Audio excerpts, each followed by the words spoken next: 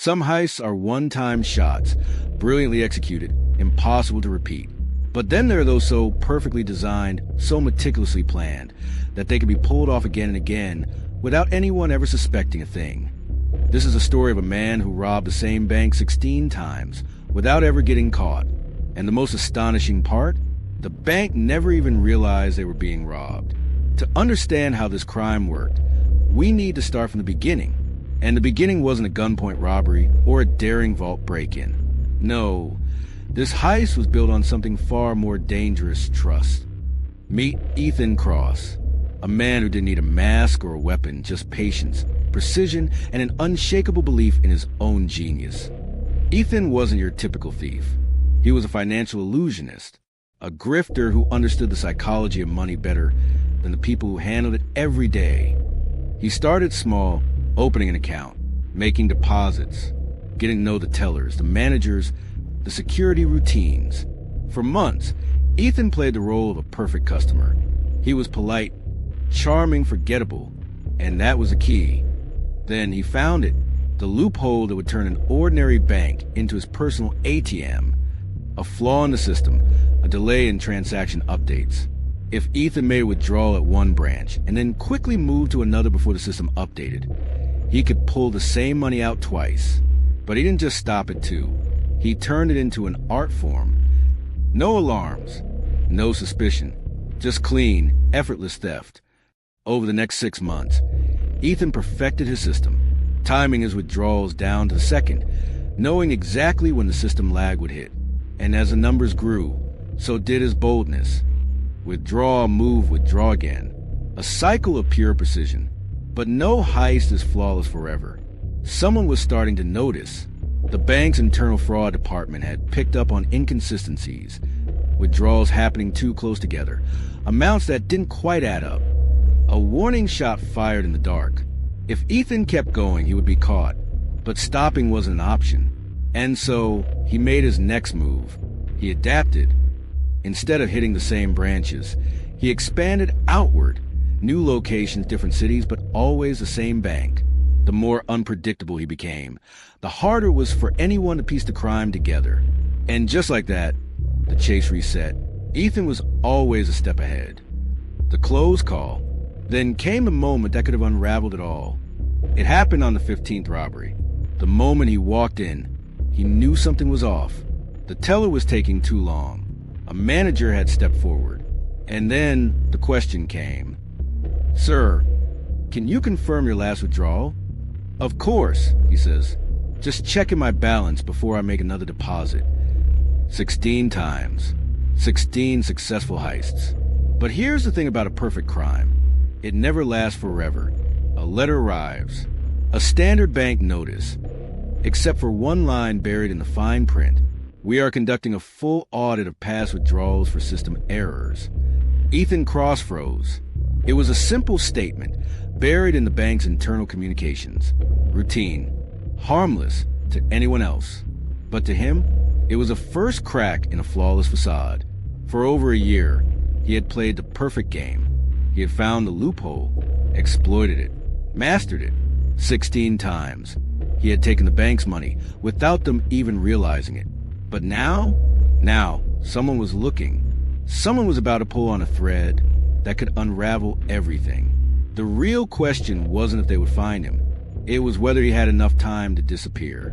Ethan wasn't stupid. He never kept all the money in one place. He had used shell accounts, crypto conversions, even staged business transactions to keep the trail cold. But a full audit? That was something different. That meant they were checking everything. And worse, it meant someone had already noticed something was off. Enter Graham Beckett, former forensic accountant turned corporate bloodhound. The kind of man who didn't just find criminals. He enjoyed catching them. He had him, or at least a glimpse of him. A face, a pattern, a lead. Beckett wasn't just going to catch Ethan. He was going to break him. Ethan didn't panic. Panic was for amateurs. Instead, he did what he always did. He adapted. "Ethan, we have a problem." Unknown voice, "How bad?" "Ethan, audit. They're looking. I need to know how much time we have." Ethan had prepared for contingencies. He had backup plans, identities, exit strategies. But this wasn't just about money anymore. This was about survival. Because Beckett wasn't just looking for fraud. He was looking for him.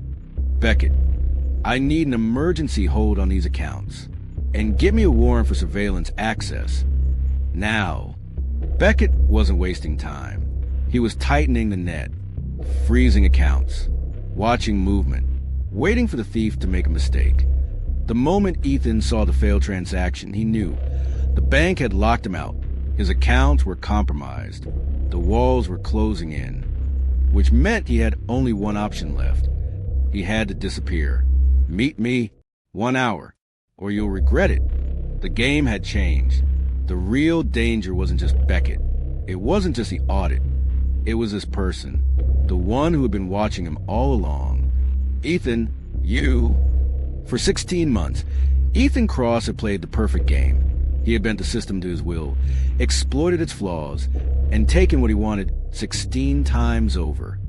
But now, the game had changed, because the person sitting across from him wasn't an investigator, wasn't a cop. They were something much worse.